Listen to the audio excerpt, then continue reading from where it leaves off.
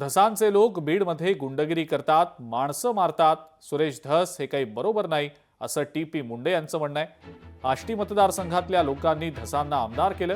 आष्टीतल्या सर्वसामान्यांवर धसांचे लोक दादागिरी करतात. बीडचे सर्वसामान्य नागरिक सध्या दबावाखाली असल्याचं सुद्धा टी.पी. मुंडे यांचं म्हणणं आहे. शिरूर तालुक्यातल्या ढाकणे कुटुंबियांना मारहाण केल्यानंतर ओबीसी समाज आक्रमक झालेला होता. त्यांनी शिरूरमध्ये मोर्चा देखील काढलेला होता. आष्टी मतदारसंघातल्या लोकांनी तुम्हाला आमदार केलं आणि त्या ठिकाणी धसांचे लोक सर्वसामान्यांना हाणामारी करतायत. आमदार सुरेश धस म्हणतात की मी मुख्यमंत्र्यांना भेटणार, तर त्यांनी मुख्यमंत्र्यांना भेटावंच जेणेकरून समाजात शांतता राहील अशा स्पष्ट शब्दात टी.पी. मुंडे यांनी सुरेश धस यांना सुनावलेलं आहे.